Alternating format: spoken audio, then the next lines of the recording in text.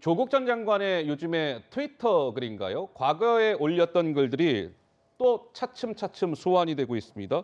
아버지에게 배운 대로 한다. 2016년에 조국 전 장관이 올린 글인데 그러니까 박근혜 전 대통령을 공격하는 내용이었습니다.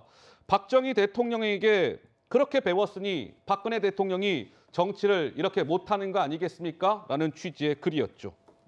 이게 다시금 소환이 됐고 진중권 교수는 이에 대해서 이렇게 또 응수했습니다. 한번 들어보시죠.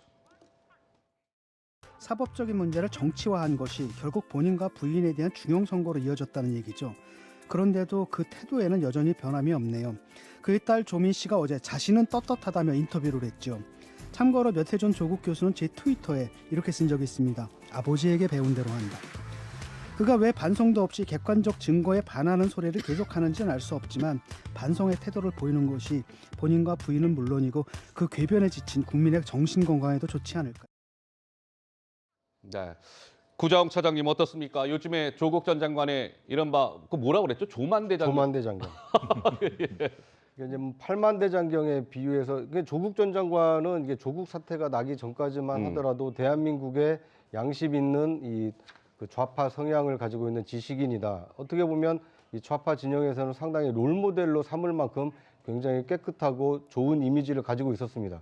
그 이유가 역대 정권, 이명박 정부나 박근혜 정부를 지나오면서 이명박 정부와 박근혜 정부가 잘못하고 있는 사안에 대해서 한마디 그 촌철살인과 같은 짤막한 논평으로 많은 지지자들의 어떤 열광을 이끌어냈습니다.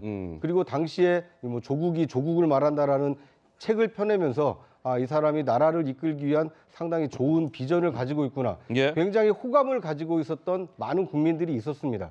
그런데 그 조국 전 장관이 법무부 장관으로 임명된 이후에 검찰개혁 이슈의 한가운데 조국 전 장관과 그 가족이 굉장히 이 집중 조명을 받으면서 뭐 일가족도 굉장히 어려워졌습니다만 대한민국도 조국 찬성이냐 조국 반대로냐 이 두둥강이 나면서 사실상 국론이 분열됐고 예. 그 분열의 끝은 결국 정권 교체 윤석열 정부 탄생으로 이어진 것입니다.